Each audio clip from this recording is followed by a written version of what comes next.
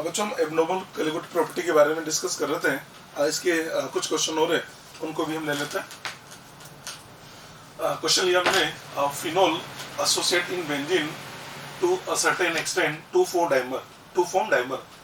A solution containing 20 into 10 to power minus 3 kilogram of phenol in 1 kilogram of benzene has its freezing point depressed by 0.69 Kelvin. Calculate the fraction of phenol that has dimerized. K for benzene is 5.12 degree Celsius kg per mole. ये question हमारे पास है। मतलब basically जो question है ना, इसमें हमें जो कैलकुलेट करना है उसके बारे में बात करते हैं। Calculate fraction of phenol that has dimerized. Fraction of phenol, इसका मतलब एक तरह से हमको इसके लिए degree of association beta calculate करना होता है। क्वेश्चन डाइमर का है, तो डाइमर का क्वेश्चन है तो हम देख लेंगे कि डाइमर के लिए जब डाइमर बनता है ना, तो आई और बीटा में रिलेशन क्या वो हम देख लेंगे। इसके लिए हमको आई लाना पड़ेगा, तो आई कैसे निकालें? आई कैलकुलेट करने के लिए इसने हमको फ्रीजिंग पॉइंट वगैरह के बारे में कुछ बोल रखा है, तो हमने सबसे पहले डिप्रेशन और फ्रीजिंग पॉइंट कोलिगेटिव प्रॉपर्टी को काम में लिया। देखिए डेल्टा टीएफ इक्वल टू हो जाएगा आई इंटू के एफ इंटू एम। एम की बात करें तो एम इक्वल टू लिखा जाएगा, मोलिरिटी है तो molarity weight of solute upon molecular mass multiplied by 1000 upon mass of solvent, और 1000 लिया तो ये हमको ग्राम में लेना है। ठीक है, यहाँ से मैं इसका डेल्टा टीएफ निकाल लेता हूँ। डेल्टा टीएफ तो दे रखा है ना 0.69, डेल्टा टीएफ के पास में 0.69 इक्वल टू आई इंटू के एफ, ये हमारे पास है 5.12 मल्टीप्लाइड बाय डब्ल्यू बी। ठीक है, डब्ल्यू बी गिवन है 20 इंटू 10 टू पावर, मतलब मास ऑफ सोल्यूट ये हमको दे रखा है 20 into 10 to power minus 3 KG है। ग्राम में चेंज करें तो ये बन जाएगा 20 ग्राम upon molecular mass of solute. Phenol associate in benzene, phenol, अब हम क्या कर रहे हैं, फिनोल जो है इसका मोलिकुलर मास निकाल लेते हैं। तो फिनोल का जो मोलिकुलर मास है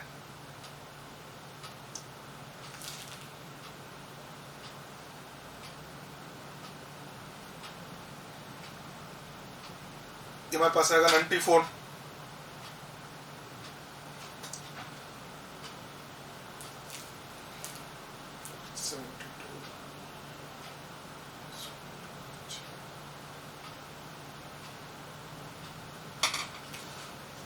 इसका जो मोलिकुलर मास है phenol, molecular mass 94 multiplied by 1000 upon mass of solvent. Solvent का जो मास है 1 केजी, बेंजीन सॉल्वेंट दे रखा है ना 1 केजी, ये ग्राम में चेंज करें, ये लीजिए। ठीक है, यहाँ से हम इसका वन टू फैक्टर आई निकाल के देख लेते हैं, इसकी कैलकुलेशन कर लेते हैं। देखो 0.69 multiplied by 94 multiplied by 1000 divided by 5.12 divided by 20 divided by 1000। ठीक है, ये हमारे पास आ रहा है 0.63 आई, इसका 0.63 तो उसका वन टू फैक्टर आई आ जाएगा। ठीक है, ये लीजिए। अब देखो, अब आई आ गया ना, अब आई से मेरे को बीटा लेकर आना है। अब आई से बीटा कैसे लेकर आएंगे, डायमर का क्वेश्चन है तो फॉर्मूला भी बनाना सिखा देता हूँ। डायमर है, आप ऐसे लिखेंगे ना, 2 से आप a2 बना देंगे। ठीक है, 1 0 बताया था, 1 माइनस बीटा, इसको आप बीटा बाई 2 लिखेंगे। इसका फॉर्मूला कर देंगे तो जो आई है, आई इक्वल टू हमारे पास आता है, आई जो है ना, आई इक्वल टू बन गया 1 minus beta plus beta by 2, यानी इससे जो आई आ रहा है ना, ये आ गया 1 माइनस बीटा बाई 2, ये हमारा आई आ जाएगा।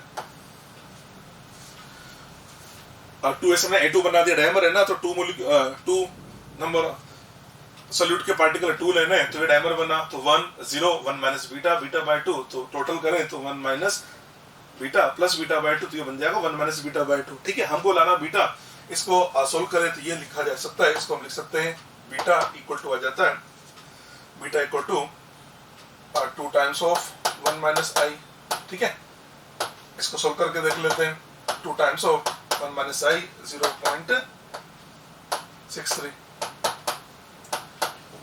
ठीक है,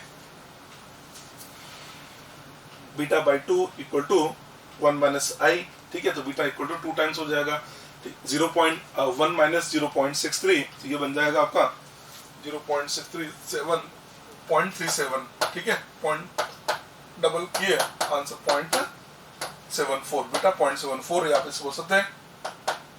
इसका बीटा बन जाता है 74%, बीटा आएगा इसके लिए 74%। ठीक है, इस टाइप से इस क्वेश्चन को सॉल्व कर लेना है। ठीक, नेक्स्ट क्वेश्चन देखें। नेक्स्ट क्वेश्चन है 1.17% of NaCl solution is isotonic with 7.2% solution of glucose. Calculate one-to factor of NaCl। ठीक है, इसने बोला दोनों आइसोटोनिक है। अब आइसोटोनिक का मतलब दोनों का ऑस्मोटिक प्रेशर इक्वल करें, तो क्या क्या करना है, एक तो हमने NaCl ले लिया और सेकंड हमने ये ग्लूकोज ले रखा, NaCl और ग्लूकोज है। आइसोटोनिक है तो दोनों का ऑस्मोटिक प्रेशर इक्वल करें, तो पाई 1 इक्वल टू मैंने लिख दिया पाई 2। टेम्परेचर के बारे में कुछ मेंशन नहीं है, इसका मतलब एक तरह से देखा जाए तो टेम्परेचर दोनों का सेम है। पाई इक्वल टू क्या होता है, NaCl है तो उसको लिखा जाएगा I C1 R into T, और इधर लिखेंगे C2 R into T, R into T से कैंसिल हो जाएगा, हमको I लेकर आना है। ठीक है, तो चलो सॉल्व करते हैं। I into C1, C1 क्या लिखेंगे, 1.17% है, इसका मतलब 1.17 ग्राम, 1.17% है ना, तो आप ये लिखेंगे ना 1.17 ग्राम NaCl, मोलिकुलर मास 58, 100 ml, उसको लिखा जाता है 1000/100, ये तो उसका C1 आ गया। C2 ग्लूकोज का, C2 7.2% दे रखा है, 7.2 ग्लूकोज का molecular mass 180 multiplied by 1000/100, 1000 cancel कर देते हैं और इसको सोल्व करें तो जो I है ना ये अप्रोक्स 2 आता है। ठीक है, तो बोल देंगे इसका जो 1-to फैक्टर I है ये बन जाएगा 2। कैलकुलेशन करके देख लेना, 2 आ जाता है। ठीक है, नेक्स्ट क्वेश्चन देखते हैं। A 0.2 molar solution of KCl freezes 8 - 0.68 degree Celsius. Calculate degree of dissociation.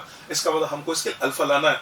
Alpha लाने के लिए मतलब KCl का क्वेश्चन है तो हमें I लाना पड़ेगा। अब इसका I कैलकुलेट कर लेते हैं। इसके लिए फॉर्मूला लिखा जाएगा, फ्रीजिंग दे रखा ना, तो हमने depressive freezing point delta TF equal to आता है I into KF into M आ जाएगा। डेल्टा TF गिवन है -0.68, तो डेल्टा TF हो जाएगा 0.68 equal to I into KF। ठीक है, अब एक्वस सॉल्यूशन है तो जो KF है इसका वैल्यू हमने रखा 1.86 इनटू मोलैलिटी, ये 0.2 बन जाएगा। ठीक है, यहाँ से हम 1-to फैक्टर I निकाल लेते हैं। देखते हैं इसका कैलकुलेशन करके देखें तो I की जो वैल्यू है वो हमारे पास आता है 0.68 डिवाइडेड बाय 1.86 डिवाइडेड बाय 0.2। ठीक है, ये हमारे पास आता है 1.83। I इक्वल टू हमारे पास 1.83, इसका आएगा 1.83। ठीक है, हमको लाना है इसमें अल्फा। अब KCl है तो आप जानते हैं KCl डिसोसिएट होगा तो एक आपको देगा K प्लस और दूसरा देगा Cl minus 1 0 0 1 minus alpha alpha alpha. इसका I का फॉर्मूला बन जाता है, I इक्वल टू आ जाता है 1 प्लस अल्फा। I रखा हमने 1.83 इक्वल टू 1 प्लस अल्फा। यहाँ से देखें तो अल्फा इक्वल टू आता है 0.83 या आप ऐसे बोल सकते हैं अल्फा इक्वल टू हमारे पास में 83%, इसका अल्फा 83%। अल्फा बना इसके लिए 0.83 या हम इसको बोल सकते हैं अल्फा बन जाएगा इसके लिए 83%। ठीक है, next, which of the following 0.1 m aqueous solution will have lowest freezing point? आपको बताना है। सबका मोलैलिटी 0.1 दे रखा है, आपसे बोला जा रहा है इसमें से लीस्ट फ्रीजिंग पॉइंट किसके लिए होगा, लीस्ट फ्रीजिंग पॉइंट बताना है। ठीक है, देखिए आपने जो कोलिगेटिव प्रॉपर्टी ली ना, तो कोलिगेटिव प्रॉपर्टी जैसे अपन देखें तो कोलिगेटिव प्रॉपर्टी जैसे मान लो सपोज हम बात करें एल्यूशन बॉइलिंग पॉइंट, तो डेल्टा टीबी क्या आ रहा है, डेल्टा टीबी आता है ना I into KB into M. ठीक है, नेक्स्ट कोलिगेटिव प्रॉपर्टी देख लो, उसमें डेल्टा TF क्या लिखा हमने, ये तो लिखते हैं भाई जो कोलिगेटिव प्रॉपर्टी है, देखो इधर डेल्टा TF इक्वल टू हम क्या लिखते हैं I केबी इंटू एम लिखा। अगर हम डेल्टा T, ये तो डेल्टा TB है, अगर डेल्टा TF की बात करें तो ये लिखा जाता है I into KF into M आता है। अब आपने एक्वा सॉल्यूशन बनाया तो सॉल्वेंट तो सेम होगा, इसका मतलब केबी तो कांस्टेंट है, तो आपको नहीं लग रहा जो डेल्टा टीबी है वो I इंटू एम के मल्टीपल के डायरेक्टली प्रोपोर्शनल है, या में से बोल सकते हैं डेल्टा टी भी I इंटू एम के प्रोपोर्शनल है। तो कुल मिला के ये समझ में आ रहा है कि जो कोलिगेटिव प्रॉपर्टी होती है ना, जो कोलिगेटिव प्रॉपर्टी है ना वो बेसिकली I इंटू एम के डायरेक्टली प्रोपोर्शनल होती है। ये तो समझ में आ गया, कोलिगेटिव प्रॉपर्टी इसके डायरेक्टली प्रोपोर्शनल है I इंटू एम के। एम मोलैलिटी है, हाँ जो डाइल्यूट सॉल्यूशन होता है ना उसके अंदर मोलैलिटी और मोलैरिटी को अप्रोक्स सेम लेके हम क्वेश्चन को सोल्व कर लेते हैं, कोई दिक्कत नहीं है। इसका मतलब जिसका आई इंटू एम जितना ज्यादा होगा उसकी कोलिगेटिव प्रॉपर्टी उतनी ही ज्यादा होगी। फर्स्ट कोलिगेटिव प्रॉपर्टी क्या है हमारे पास में? फर्स्ट कोलिगेटिव प्रॉपर्टी ऐसे बोल सकते हैं, हम इसको ऐसे बोल सकते हैं कि जो relative lowering in vapour pressure है वो आई इंटू एम के डायरेक्टली प्रोपोर्शनल है।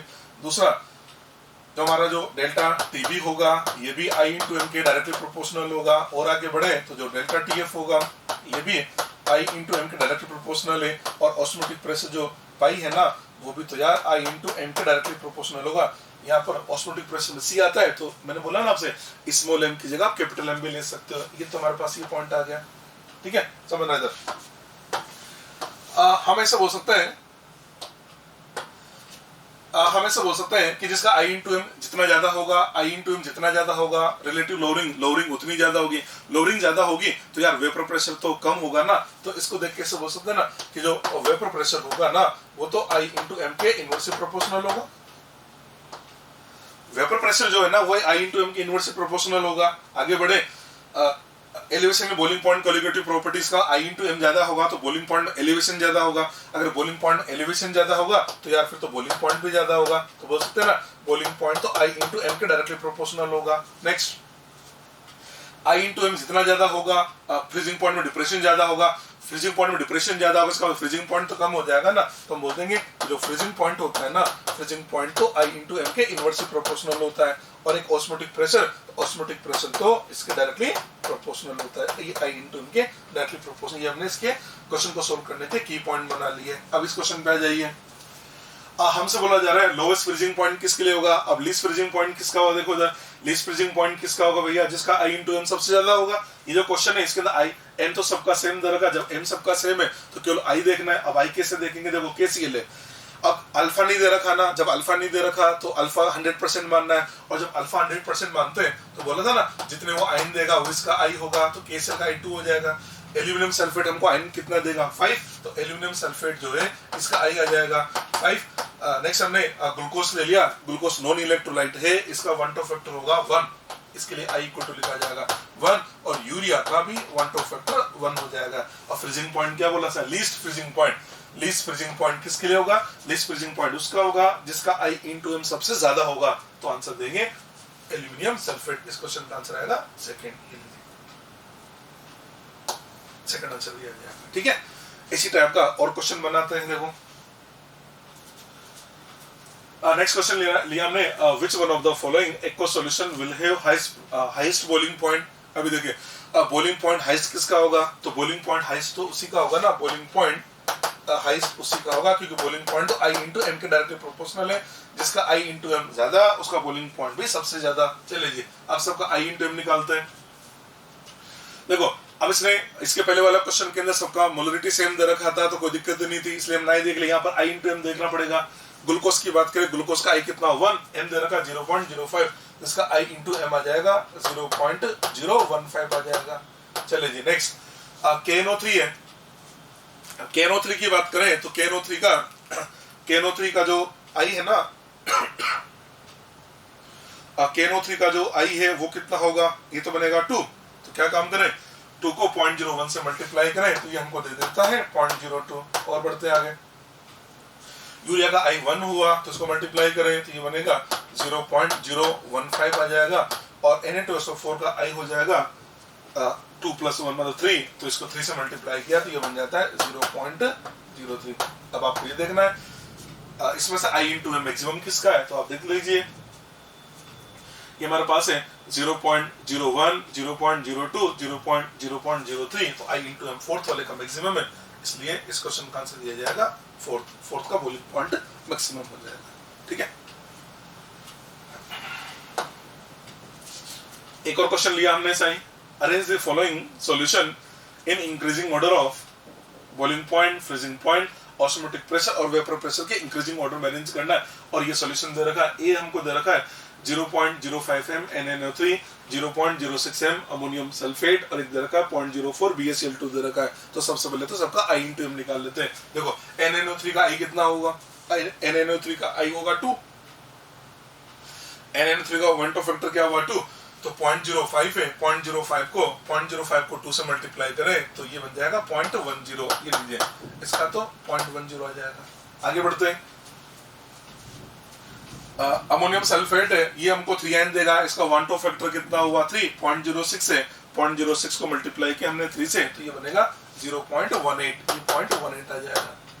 नेक्स्ट 0.04 है, BaCl2 का 1-2 फैक्टर कितना होगा, बेरियम 3n देगा, 3 बनेगा, तो 12 ये बन जाएगा 0.12, ये लिखे हमने I into m निकाल लिया है। ठीक है, बॉइलिंग पॉइंट की बात करें तो क्या बोला था, बॉइलिंग पॉइंट तो I into m के डायरेक्टली प्रोपोर्शनल है, डायरेक्टली प्रोपोर्शनल, इसका मतलब इनमें से देखा जाए तो लीस्ट बॉइलिंग पॉइंट होगा हमारा फिर A के लिए, और इससे ज्यादा देंगे हम C, और फिर लिखा जाएगा B के लिए, और जो बॉइलिंग पॉइंट का ऑर्डर है वही हमारे ऑस्मोटिक प्रेशर का ऑर्डर आ जाएगा, तो ये भी डायरेक्टली प्रोपोर्शनल है, ये लीजिए C और ये B आ जाएगा। और जो फ्रीजिंग पॉइंट है वो इनवर्सली प्रोपोर्शनल है, तो इसका आंसर दिया जाएगा B, फिर आ जाएगा C, और फिर लिखा जाएगा A, और जो फ्रीजिंग पॉइंट है वही वेपर प्रेशर का ऑर्डर बन जाता है। ये लीजिए इस टाइप से इस क्वेश्चन को सॉल्व करना होता है। ठीक है, नेक्स्ट देखें, which of the following has least freezing point. अब आपको बताना लीस्ट फ्रीजिंग पॉइंट किसका होगा, आपने सबका I निकाल लिया। ग्लूकोज की बात करें तो ग्लूकोज का I वेंटो फैक्टर 1 होगा, सुक्रोज का वेंटो फैक्टर भी 1 होगा, KCl का वेंटो फैक्टर ये 2 आ जाएगा, और BaCl2 का वेंटो फैक्टर ये 3 आ जाएगा, ये लीजिए। ठीक है, 1%, तो आप सोच रहे होंगे m अगर सेम है तो I देख के आप आंसर दे दोगे, तो आपके दिमाग में लीस्ट फ्रीजिंग पॉइंट किसका होगा, तो लीस्ट फ्रीजिंग पॉइंट किसका होगा, जिसका I इंटू मैक्सिमम होगा, तो I मैक्सिमम, तो इसका मतलब आंसर आपको 4th दिमाग में आ जाएगा। पर ऐसा कब होता, जब आपका तीनों का m सेम होता, तो तीनों का m सेम है क्या, वो देखना। इसने बोला 1% का मतलब 1 gram glucose in 100 gram solution, 1% sucrose का मतलब 1 ग्राम सुक्रोज इन 100 ग्राम सॉल्यूशन, 1% NaCl का मतलब 1 ग्राम इन 100 ग्राम सॉल्यूशन, और 1% BaCl2 का मतलब 1 ग्राम BaCl2 इन 100 ग्राम सॉल्यूशन। इसका मतलब इन सब में जो दे रखा ना वो तो सॉल्यूट का मास सेम दे रखा है, समझना। ये फॉर्मूला लिखा हमने, डेल्टा TF इक्वल टू क्या होता है, I into KF into M, M की जगह ऐसे लिखते हैं ना, WB upon MB multiplied by 1000 upon W। चलो इसको अपन किलोग्राम में लिख लेते हैं, ये फॉर्मूला होगा हमारे पास।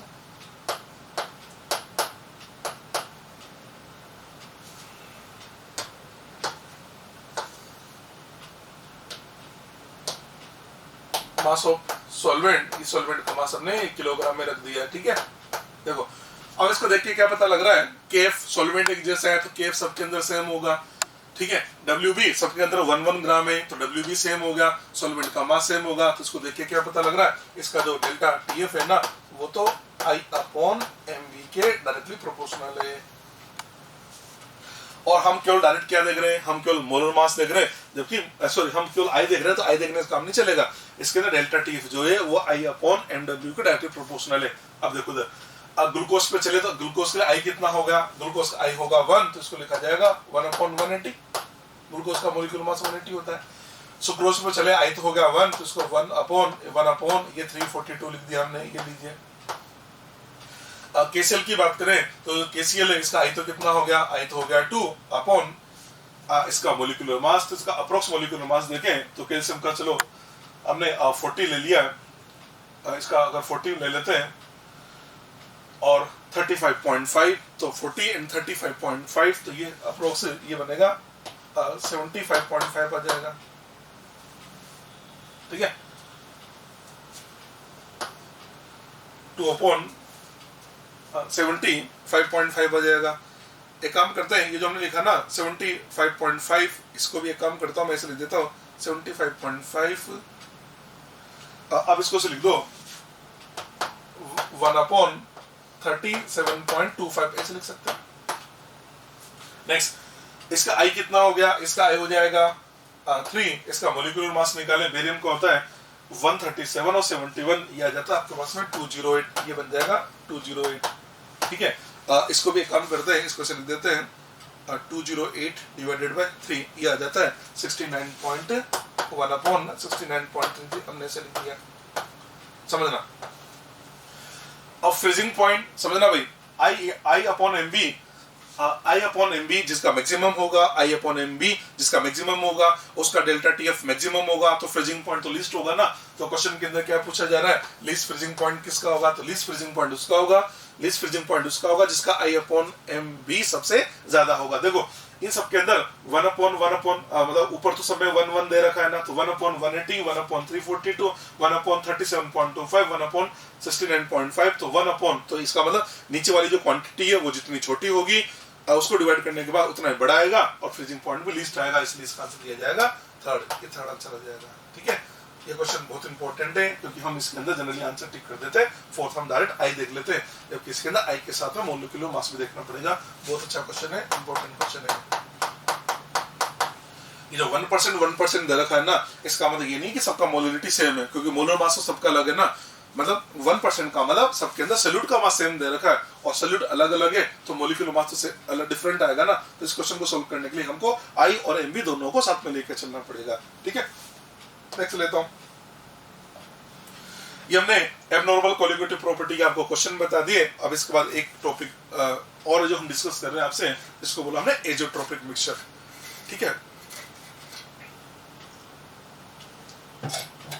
नेक्स्ट हम बात करें आपसे एजोट्रोपिक मिक्सचर के बारे में। अब एजोट्रोपिक मिक्सचर क्या है वो मैं आपको समझा देता हूं। जिस आपने क्या किया, इसको इधर इससे समझते हैं। जिस आपने 2 लिक्विड ले लिए, देखो इधर रफ में मैं आपको थोड़ा समझा देता हूं। जैसे हमने क्या किया, एक लिक्विड ए ले लिया, ये एक लिक्विड ए है और एक लिक्विड बी हमारे पास। एक मेरे पास लिक्विड ए है और एक मेरे पास लिक्विड बी है। सपोज मैं मान लेता हूं जो लिक्विड ए है, लिक्विड ए इसका बॉइलिंग पॉइंट है 80 डिग्री और जो लिक्विड बी है इसका जो बॉइलिंग पॉइंट है वो हमारे पास है 90 डिग्री। हमने दोनों को मिला दिया, ये दोनों को मिला दिया। दोनों को मिलाने के बाद जैसे हम इसको बॉईल करेंगे होगा क्या, जैसे टेम्परेचर 80 डिग्री आएगा तो लिक्विड ए हमारा वेपर फेज में चला जाएगा और फिर जब टेम्परेचर 90 डिग्री आएगा तो लिक्विड बी हमारा वेपर फेज में चला जाएगा, क्योंकि दोनों को बॉइलिंग पॉइंट अलग अलग होते हैं। ठीक है जी, ये समझ में आ गया। ठीक है, अब क्या हुआ, एजोट्रोप मिक्सचर किससे बोलते हैं? एजोट्रोप का मतलब आपने 2 लिक्विड मिलाए ना, तो 2 लिक्विड आपने मिला दिए, तो 2 लिक्विड मिलाने के बाद वो जो मिक्सचर बना वो मिक्सचर हमारा एक सिंगल बॉइलिंग पॉइंट पर एक सिंगल टेम्परेचर एक साथ बॉईल होता है। ऐसे बोल सकते हैं कि 2 लिक्विड को मिलाने पर एक ऐसा मिक्सचर बनेगा जो एक कांस्टेंट टेम्परेचर पर बॉईल होता है। ऐसे मिक्सचर को बोल दिया जाता है एजोट्रोपिक मिक्सचर। इसका मतलब ये हुआ कि जैसे मान लो हमने लिक्विड ए मिलाया और लिक्विड बी मिलाया और लिक्विड ए और बी को मिलाने पर ये जो अगर ये एजोट्रोप बना लेता है तो वो जो एजोट्रोप बनेगा वो एक कांस्टेंट टेम्परेचर पे बॉईल होगा। और सपोज वो एजोट्रोप जो बना उसका बॉइलिंग पॉइंट आ गया, सपोज मान लो 78 डिग्री आ गया, तो होगा क्या, अगर एजोट्रोप बना लिया और मैंने मान लिया उसका बॉइलिंग पॉइंट 78 डिग्री, तो होगा क्या कि जैसे आप इसका टेम्परेचर 78 डिग्री आएगा, 78 डिग्री आते ही लिक्विड ए और लिक्विड बी दोनों एक साथ वेपर फेज में चले जाएंगे। या हो सकता है इसका जो बॉइलिंग पॉइंट है, मान लो सपोज मिक्सर का बॉइलिंग पॉइंट, सपोज वो जो एजोट्रोप बना उसका बॉइलिंग पॉइंट सपोज 95 डिग्री आ गया, तो होगा क्या, जैसे आप टेम्परेचर बढ़ाएंगे तो 80 पे भी कुछ नहीं होगा, 90 पे भी कुछ नहीं होगा। जब टेम्परेचर 95 आएगा, 95 डिग्री टेम्परेचर आते लिक्विड ए और लिक्विड बी दोनों एक साथ वेपर फेज में चले जाएंगे। ऐसे सॉल्यूशन को बोल दिया जाता है एजोट्रोपिक मिक्सचर। ठीक है, तो एजोट्रोपिक मिक्सचर की डेफिनेशन क्या है? Mixture of liquid which boils at constant temperature like a pure liquid and possess same composition in liquid phase as well as in vapor phase known as azotropic mixture। मतलब उनका क्योंकि एक साथ boil होंगे तो vapour phase में भी साथ में रहेंगे तो लिक्विड फेज में भी साथ में रहेंगे। इसका मतलब वो उनका जो कंपोजिशन है वो वेपर फेज और लिक्विड फेज में एग्जैक्टली सेम होता है। ठीक है, दूसरी बात और ये जो एजोट्रोपिक मिक्सचर है इसी को बोल दिया जाता है azeotropic mixture are also known as constant boiling mixture. This is also known as constant boiling mixture. इसी को हम बोल देते हैं constant boiling mixture. Components of azotropic mixture cannot be separated by fractional distillation method। fractional distillation method में क्या करते हैं, जैसे मान लो आपने एक से ज्यादा लिक्विड को मिक्स कर रखा है और उनके बॉइलिंग पॉइंट अलग अलग है, तो उनको बॉईल करते हैं। तो जैसे जैसे जिसका बॉइलिंग पॉइंट आता चला जाता है वैसे वैसे उसकी वेपर सेपरेट होती चली जाती है। पर एजोट्रोप में तो ऐसा होगा नहीं ना, क्योंकि एजोट्रोप में तो क्या होगा, आप 2 लिक्विड मिला के एजोट्रोप बना रहे हैं तो वो जो एजोट्रोप एक कांस्टेंट बॉइलिंग पर एक कांस्टेंट टेम्परेचर में बॉईल होगा ना। इसका मतलब वेपर फेज में दोनों साथ में जाएंगे, मतलब उनको सेपरेट नहीं किया जा सकता। हमने ये लिखा ना, components of azeotropic mixture can not be separated by fractional distillation method. ठीक है, ये जो एजोट्रोपिक मिक्सचर है ना, ये भी बेसिकली दो टाइप के होते हैं। आपने देखा मैंने जब एजोट्रोप बनाया तो मैंने बोला ना, एक का बोइलिंग पॉइंट 80 लिया, एक का 90 लिया, तो मैंने दो केस बनाए थे। या तो जो एजोट्रोप बनेगा उसका बोइलिंग पॉइंट जो होगा दोनों के बोइलिंग पॉइंट से कम होगा, या जो एजोट्रोप बनेगा उसका बोइलिंग पॉइंट दोनों के बोइलिंग पॉइंट से ज्यादा होगा। अगर जो एजोट्रोप बना उसका बोइलिंग पॉइंट दोनों के बोइलिंग पॉइंट से कम है, उसको बोल दिया जाता है मिनिमम बोइलिंग एजोट्रोपिक मिक्सचर। और जो एजोट्रोप बना उसका बोइलिंग पॉइंट दोनों के बोइलिंग पॉइंट से ज्यादा है, उसको बोल दिया जाता है maximum boiling azeotropic mixture. Azeotropic mixture भी दो टाइप के होते हैं। Number 1 maximum boiling azeotropic mixture. Maximum boiling azeotropic mixture वो लिक्विड पेयर बनाते हैं जो आइडियल सॉल्यूशन से नेगेटिव डेविएशन बताते हैं। These azeotropic mixture are formed by those liquid pair which have negative deviation from the ideal solution। मतलब जो ideal solution से नेगेटिव डेविएशन बताते हैं ना, जो आइडियल से नेगेटिव डेविएशन बताते हैं वो मैक्सिमम बोइलिंग एजोट्रोप बनाते हैं। इसका मैंने एक एग्जांपल ले लिया, ये बहुत इंपॉर्टेंट एग्जांपल है, आप याद रखना। H2O प्लस HCl, आपने देखा H2 और HCl को मैंने नेगेटिव डेविएशन के अंदर लिया था। अच्छा, जब एजोट्रोप बनाते हैं तो इसके अंदर इनका परसेंटेज फिक्स होता है। ऐसा नहीं कि आप अपनी इच्छा से कुछ भी परसेंटेज ले लो। इसमें HCl लिया हमने 20.2% और जो रिमेनिंग है 79.8% वो इसके अंदर वाटर लेना होता है। इस प्रोपोर्शन में मिलाएंगे तो ये बना लेगा एक एजोट्रोपिक मिक्सचर। ठीक है, अब देखो वाटर का बोइलिंग पॉइंट 373 केल्विन है, HCl का बोइलिंग पॉइंट 188 केल्विन है, और जो एजोट्रोप बनता है उसका बोइलिंग पॉइंट आता है 383 केल्विन, जो कि दोनों के बोइलिंग पॉइंट से ज्यादा है। इसलिए बोल दिया जाता है ये मैक्सिमम बोइलिंग एजोट्रोप का एक एग्जांपल होता है। ये मैक्सिमम बोइलिंग है। इसी टाइप से बताते हैं minimum boiling azeotropic mixture. Next लिया हमने मिनिमम बोइलिंग एजोट्रोपिक मिक्सचर। अब ये मिनिमम बोइलिंग बनाएगा कौन, तो बिल्कुल वैसे ही ले, मिनिमम बोइलिंग वो बनाएगा जो आइडियल सॉल्यूशन से पॉजिटिव डेविएशन बताते हैं। These azeotrope are formed by those liquid pair which have positive deviation from ideal solution. इसका एक एग्जांपल ले लिया मैंने, वाटर प्लस इथेनॉल। इसमें इथेनॉल मिलाना है 95.37%। ठीक है, वाटर का बोइलिंग पॉइंट 373 केल्विन, इथेनॉल का बोइलिंग पॉइंट 351.3 केल्विन, जो एजोट्रोप बना उसका बोइलिंग पॉइंट आता है 351 पॉइंट केल्विन। इसका मतलब एजोट्रोप का बोइलिंग पॉइंट दोनों के बोइलिंग पॉइंट से कम है, इसलिए ये हमारे पास आता है मिनिमम बोइलिंग एजोट्रोप का एग्जांपल। ठीक है, नेक्स्ट समझना। मैंने आपसे बोला था ये जो चैप्टर है, इस चैप्टर के अंदर हम आपसे लिक्विड सॉल्यूशन के बारे में डिस्कस करेंगे। ये जो चैप्टर है, इस चैप्टर के अंदर हम आपसे बात करेंगे लिक्विड सॉल्यूशन के बारे में। और लिक्विड सॉल्यूशन में भी बताया था ये भी तीन टाइप के होते हैं। एक तो बताया था सॉलिड इन लिक्विड, एक बताया था लिक्विड इन लिक्विड, एक होता है gas in liquid. Solid in liquid ये हम आपसे ऐसे क्वेश्चन बना चुके ना, यूरिया ग्लूकोज को वाटर में डिसॉल्व करके ऐसे क्वेश्चन बना लिए। लिक्विड इन लिक्विड के भी क्वेश्चन बनाए थे ना, दो लिक्विड ए और बी आइडियल सॉल्यूशन बनाते। एक केस और बचा हमारे पास में गैस इन लिक्विड का। तो अब हम आज आपसे जो हमारा टॉपिक है वो इसी के बारे में बात कर रहे हैं, gas in liquid solution.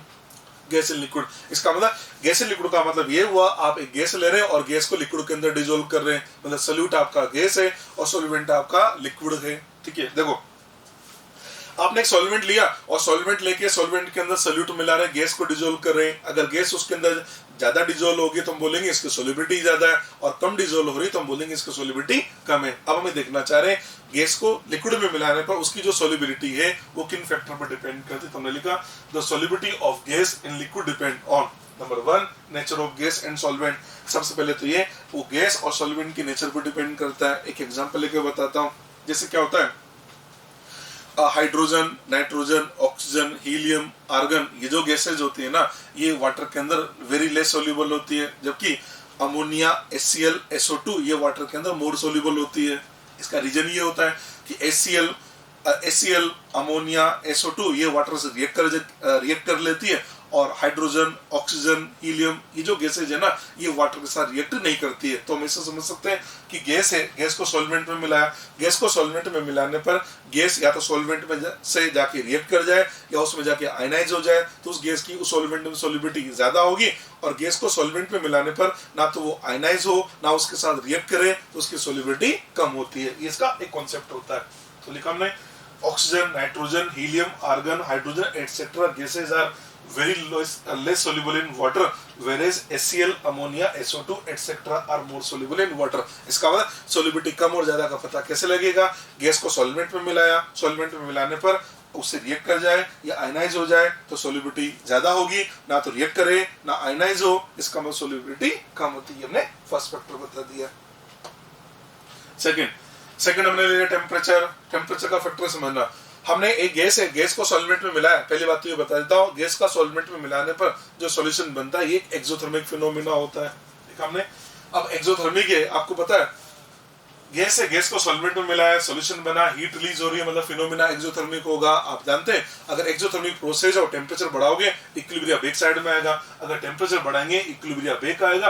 Bake आने का मतलब गैस की सॉल्वेंट सोल्युबिलिटी कम होगी, फॉरवर्ड जाने का मतलब सोल्युबिलिटी बढ़ेगी। तो सीधा सीधा कॉन्सेप्ट है, आप अगर टेम्परेचर बढ़ाते हैं तो सोल्युबिलिटी कम होगी, टेम्परेचर कम करेंगे तो सोल्युबिलिटी ज्यादा होगी। लिखा ना हमने, the solubility of gas in liquid decreases with increasing temperature. Reason, क्योंकि गैस का सॉल्वेंट में डिसोल्व होना एक एक्सोथर्मिक फिनोमेना होता है। ठीक है, इसको अपन ऐसे भी समझ सकते हैं, सोडा वाटर बनाने के लिए वाटर के अंदर CO2 गैस को डिसोल्व करते हैं। तो आपने देखा होगा सोडा वाटर जो भी बनाते हैं वो क्या करते हैं, ग्लास में वाटर लिया और उसमें CO2 मिलाने से पहले आइस क्यूब्स मिला देता है। उसका रीजन क्या है, उसने वाटर आइस क्यूब मिला के वाटर का टेम्परेचर कम कर दिया।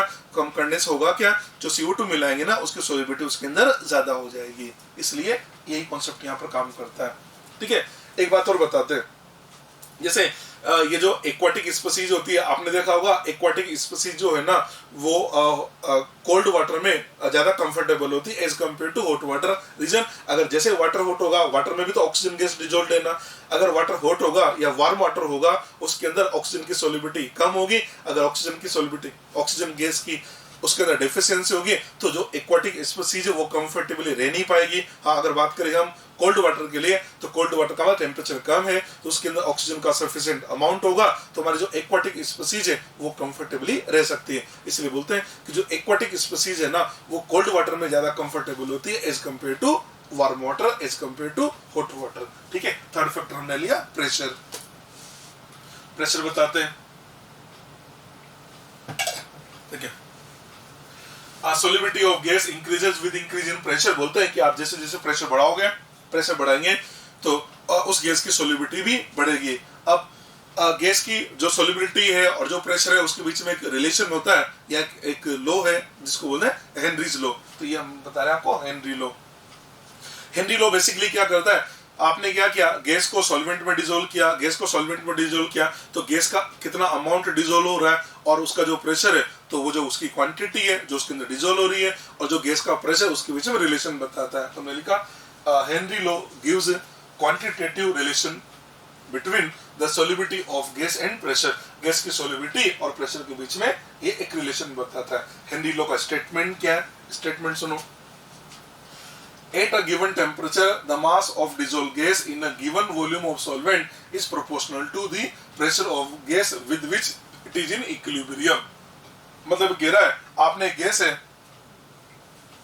गैस को सॉल्वेंट में डिसोल्व किया तो गैस को सॉल्वेंट में डिसोल्व कर रहे हैं तो गैस का जो अमाउंट उसमें अंदर डिसोल्व हो रहा है वो जो अमाउंट है ना m, वो गैस के प्रेशर के डायरेक्टली प्रोपोर्शनल है। तो हमने ये तो लिखा ना m प्रोपोर्शनल टू p होगा, इसको हम लिख सकते हैं m equal to k into p। ठीक है, यहाँ जो k है, k को बोल दिया जाता है एक प्रोपोर्शनलिटी कांस्टेंट और इसकी जो वैल्यू है वो डिपेंड करती है गैस की नेचर, सॉल्वेंट की नेचर एंड टेम्परेचर पर। ये लिखा ना m equal to kp where k is a proportionality constant and depend on nature of gas, nature of solvent and temperature। हम इसे ये फॉर्मूला भी बना सकते थे, ऐसे भी बना सकते थे m1 upon m2 equal to p1 upon p2। ये फॉर्मूला भी बनाया जा सकता था इससे, m1 upon m2 equal to p1 upon p2। ये हमने जो हेनरी लॉ बताया ना, ये हेनरी लॉ है इन terms of pressure and gas का मास। मास, यहाँ जो मास है ना, मास का मतलब क्या है, मास ज्यादा होगा मतलब सोल्युबिलिटी ज्यादा है, तो यहाँ जो मास है ना वो एक तरह से सोल्युबिलिटी है। आपसे बोला जाए ना कि मास सोल्युबिलिटी निकालो तो जो मास आएगा ना वो भी एक तरह की है तो सोल्युबिलिटी है ना भाई। अगर मास ज्यादा आ रहा है इसका मतलब ज्यादा सोल्यूबल है, तो यहाँ जो सोल्युबिलिटी है इसको हमने मेजर किया इन टर्म्स ऑफ मास। वैसे जो सोल्युबिलिटी है ना इसको हम इन टर्म्स ऑफ मोल फ्रैक्शन भी मेजर कर सकते हैं, मतलब गैस का मोल फ्रैक्शन ज्यादा होगा मतलब सोल्युबिलिटी ज्यादा होगी। तो ये हमने आपको जो हेनरी लॉ बताया ना वो हेनरी लॉ है इन टर्म्स ऑफ मास। अब मैं आपको बताने जा रहा हूँ Henry law in terms of mole fraction. Henry law की बात कर रहे हैं, Henry law in terms of mole fraction. तो मोल फ्रैक्शन के टर्म्स में हेनरी लॉ हमारा आता है P इक्वल टू आता है KH into x. Henry law बनता है P equal to KH into x. तो इसको ऐसे बोल सकते हैं, स्टेटमेंट ऐसे समझ सकते हैं, at a given temperature the pressure of gas over a solution in which the gas is dissolved is equal to mole fraction of gas multiplied by Henry constant. ये तो लिखा हमने कि जो गैस का प्रेशर है वो किसकी इक्वल है, हेनरी कांस्टेंट को किससे मल्टीप्लाई कर दिया आपने, जो आपकी गैस है ना उसके मोल फ्रैक्शन से मल्टीप्लाई कर दिया। ये तो लिखा ना eight a given temperature the pressure of gas, इसका मतलब P over a solution in which the gas is dissolved is equal to mole fraction of gas multiplied by Henry constant। इसका मतलब फॉर्मूला आप याद कर लीजिए, P इक्वल टू होता है KH इंटू एक्स। यहाँ पर x है मोल फ्रैक्शन ऑफ डिजोल्ड गैस, जो गैस उसके अंदर जाके डिजोल्ड होगी उसका मोल फ्रैक्शन, ये तो x होगा, और इसमें KH लिखा जाता है हेनरी कांस्टेंट। KH हमारा हेनरी कांस्टेंट होता है, ठीक है। अब जो हेनरी कांस्टेंट है ना, ये जो हेनरी कांस्टेंट कोई यूनिवर्सल कांस्टेंट नहीं होता, ये बेसिकली गैस की नेचर पर डिपेंड करता है। इसका मतलब डिफरेंट गैसेस के लिए हेनरी कांस्टेंट की वैल्यू डिफरेंट होती है। मतलब आपने टेम्परेचर सेम रखा और गैस अलग अलग रखी है ना, तो भी उनका हेनरी कांस्टेंट डिफरेंट होता है। तो हमने लिखा भी है different gases have different value of KH at the same temperature. इसका मतलब आपके पास नंबर ऑफ गैसेज है और टेम्परेचर सबका सेम है, फिर भी उनका KH तो डिफरेंट ही होगा। इसको फॉर्मूले को ऐसे भी देखें, P equal to KH into x है ना, यहाँ से KH अगर देखा जाए तो P अपॉन एक्स, यहाँ से अगर KH इक्वल टू लेंगे तो KH इक्वल टू क्या, P अपॉन एक्स। इसका मतलब ये हुआ KH ज्यादा तो x कम। तो ऐसे बोल सकते हैं ना कि जिन गैसेस का हेनरी कांस्टेंट लार्ज है, मतलब उन गैसेस की सोलिबिलिटी कम होगी, और जिनका KH वैल्यू कम है उनकी सोलिबिलिटी ज्यादा होगी। हम ऐसे बोल सकते हैं, आपने देखा था ऑक्सीजन, हाइड्रोजन, हीलियम की जो गैस है जो वाटर में लेस सोल्यूबल है, यानी इन गैसेस के लिए वाटर में KH की वैल्यू ज्यादा होगी तो सोलिबिलिटी कम होगी। अमोनिया, HCl, SO2 की सोलिबिलिटी ज्यादा है, मतलब इन गैसेस का KH वैल्यू कम होता है। ऐसा समझना, जिन गैसेस का KH वैल्यू लार्ज होता है उन गैसेस की सोलिबिलिटी कम होगी, और जिन गैसेस का KH वैल्यू लो होता है उन गैस की सोलिबिलिटी ज्यादा होती है। मतलब हम गैस की KH वैल्यू को देख के ये पता लगा सकते हैं ये जो गैस है ये लेस सोल्यूबल है या मोर सोल्यूबल है, ठीक है। Higher the value of KH lower the solubility, ये पॉइंट हमने आपसे डिस्कस कर ही लिया है। अच्छा, KH की बात करें तो KH की जो वैल्यू है ना वो टेम्परेचर के साथ में इंक्रीज होती है। Value of KH increases with increase in temperature. आप इसको समझना, आपने टेम्परेचर बढ़ाया तो KH बढ़ेगा तो सोलिबिलिटी कम होगी, और अभी भी समझाया था ना कि टेम्परेचर बढ़ाने से सोलिबिलिटी कम होती है। तो वही तो पॉइंट आ गया ना, value of KH increases with increase in temperature indicating that the solubility of gas decreases with increase in temperature. ये तो मैंने आपको बता दिया। It is due to this reason aquatic species are more comfortable in cold water as compared to hot water। ये point मैं आपसे discuss कर चुका हूँ। मैंने आपसे बोला ना अभी कि जो aquatic species होती है ये कोल्ड वाटर में ज्यादा कंफर्टेबल होती है as compare to hot water, ठीक है। हेनरी लॉ के बारे में हम डिस्कस किया, इसका क्वेश्चन बना रहे हैं। Henry law constant for oxygen dissolved in water is 4.34 into 10 to power 4 atm at 25 degrees Celsius. If the partial pressure of oxygen in air is 0.4 atm, calculate the concentration mole per liter of dissolved oxygen in water in equilibrium with air। ठीक है, question को समझना। आपसे question में क्या पूछा जा रहा है, कैलकुलेट द कंसेंट्रेशन मोल पर लीटर। कंसेंट्रेशन का मतलब मोल पर लीटर, मोल पर लीटर का मतलब एक तरह से पूछना चाह रहा है कि हमसे कंसेंट्रेशन मोल पर litre of dissolved oxygen in water, मतलब ऑक्सीजन को वाटर में डिसॉल्व करें, उसकी कंसेंट्रेशन पूछ रहा है मोल पर लीटर। यानी हमसे पूछना चाह रहा है एक तरह से 1 लीटर वाटर के अंदर ऑक्सीजन के कितने नंबर ऑफ मोल प्रेजेंट है। इसका जो कंक्लूजन है, अगर हम नटशेल में बात करें तो ये बोलना चाह रहा है हमसे कि अगर वाटर आपके पास 1 लीटर हो तो उस 1 लीटर वाटर के अंदर ऑक्सीजन के कितने मोल होंगे, वही तो होंगे ना कंसेंट्रेशन। यानी एक तरह से देखा जाए तो इसने इनडायरेक्टली हमको बोल दिया वाटर आपका 1 लीटर है, तो वाटर 1 लीटर है, इसका मतलब वाटर के मोल बनेंगे 55.5। चलिए जी, हमने हेनरी लॉ अप्लाई किया, P इक्वल टू होता है KH into x, P equal to KH into x. यहाँ से अगर x निकाले तो x equal to P upon KH आ जाएगा। P प्रेशर इसने दे रखा, क्वेश्चन के अंदर प्रेशर दे रखा है 0.4 atm, देखा ना। ऑक्सीजन का पार्शियल प्रेशर 0.4 atm दे रखा upon KH, Henry constant question के अंदर है 4.34 into 10 to power 4। यहाँ से जो x ऑफ O2 ऑक्सीजन का जो मोल फ्रैक्शन है वो आता है 9.2 into 10 to power माइनस, ये तो ऑक्सीजन का मोल फ्रैक्शन आ गया। हम ऐसा कर सकते हैं ना, ऑक्सीजन के मोल फ्रैक्शन को क्या लिखेंगे, ऑक्सीजन के mole upon total mole. Total mole का मतलब ऑक्सीजन के मोल प्लस वाटर के मोल, ये नहीं है। मोल फ्रैक्शन ऑफ ऑक्सीजन क्या लेगा, ऑक्सीजन का मोल अपॉन टोटल मोल लिखा। ये जो हेनरी लॉ होता है ना, ये बेसिकली लगेगा डाइल्यूट सॉल्यूशन के लिए। डाइल्यूट सॉल्यूशन का मतलब एक तरह से सॉल्वेंट की क्वांटिटी ज्यादा होगी, सॉल्यूट की क्वांटिटी इसमें कम होती है। मतलब जब भी हम ये जो गैस को लिक्विड में डिजोल्व करते हैं ना, गैस को जब भी सॉल्वेंट में डिजोल्व करते हैं तो ये जो सॉल्यूशन है बनते ही डाइल्यूट सॉल्यूशन है। तो जब भी हेनरी का क्वेश्चन करते हैं ना तो हम डाइल्यूट सॉल्यूशन मान के अप्रोक्सीमेशन ले लेते हैं। अगर ये डाइल्यूट है तो बोलेंगे ना ऑक्सीजन का मोल वाटर के मोल के कंपैरिजन में वेरी लेस होगा, तो दोनों साथ में हो तो ऑक्सीजन के मोल को वाटर के कंपैरिजन में नेग्लेक्ट कर सकते हैं। तो इसको नेग्लेक्ट कर दिया जाए तो ये बनेगा mole fraction of oxygen equal to mole of oxygen upon mole of water. Mole fraction of oxygen अभी हमने कैलकुलेट किया 9.2 10⁻⁶ आया। ऑक्सीजन के मोल हमको नहीं कैलकुलेट करना है, और वाटर के मोल बोला ना 55.5 है। इसको सोल्व करके यहाँ से ऑक्सीजन के मोल निकालेंगे। पता क्या है, ये ऑक्सीजन के मोल आए, कौन से मोल आए, जो 1 लीटर वाटर के अंदर प्रेजेंट है। इसका मतलब हम ऐसे बोल सकते हैं 1 लीटर वाटर के अंदर ऑक्सीजन के इतने नंबर ऑफ मोल प्रेजेंट है, और 1 लीटर में जो मोल है उसको तो बोलते हैं कंसेंट्रेशन। इसलिए इस क्वेश्चन का आंसर देंगे कंसेंट्रेशन आ गया 5.11 × 10⁻⁴ मोल पर लीटर। ये लीजिए, ये हेनरी का एक क्वेश्चन हमने बना दिया। ठीक है, हेनरी पर एक क्वेश्चन और बनाता हूं मैं आपके लिए। नेक्स्ट क्वेश्चन है Henry law constant for the solubility of nitrogen. Henry law constant for the solubility of nitrogen gas in water at 298 Kelvin is 1 × 10⁵ atm. Mole fraction of nitrogen air is 0.6. The number of moles of nitrogen from air dissolved in 10 mole of water at 298 Kelvin and 5 atmospheric pressure is. ठीक है, देखो इसने हमको Henry constant दे रखा है 1 × 10⁵। इसने जो mole fraction दे रखा है ना, ये लिखा हुआ है मोल फ्रैक्शन ऑफ नाइट्रोजन एयर, ये एयर के अंदर दे रखी है। और हेनरी लॉ के अंदर हम जो मोल फ्रैक्शन लेते हैं ना वो लेते हैं डिसॉल्व्ड गैस। ठीक है, अब देखो इसने क्या किया, इसने बेसिकली हमको जो मोल फ्रैक्शन दिया ना वो किस में है, वो एयर के अंदर है। एयर में मोल फ्रैक्शन 0.6 है और टोटल प्रेशर हमको दे रखा 5 atm। समझ ना, टोटल प्रेशर कितना दिया, 5 atm दिया, और एयर में मोल फ्रैक्शन दे दिया हमको 0.6। तो याद है टोटल प्रेशर को मोल फ्रैक्शन से मल्टीप्लाई करते हैं तो उसका पार्शियल प्रेशर आ जाता है। इस क्वेश्चन के अंदर सबसे पहले हमको इस नाइट्रोजन गैस का पार्शियल प्रेशर निकालना पड़ेगा। तो हमने लिखा partial pressure of nitrogen equal to mole fraction of nitrogen in air into total pressure. इधर का 0.6 और टोटल प्रेशर इधर का 5 atm। इसका मतलब नाइट्रोजन का पार्शियल प्रेशर है यहाँ पर 3 atm। समझ गया। अब हमने हेनरी लॉ लगा दिया। हेनरी लॉ था ना P = KH × S। P की जगह लगा 3, KH हमको दे रखा 1 × 10⁵। यहाँ से हम नाइट्रोजन का मोल फ्रैक्शन निकाल लेते हैं। तो नाइट्रोजन का मोल फ्रैक्शन आ रहा है 3 × 10⁻⁵। ठीक है,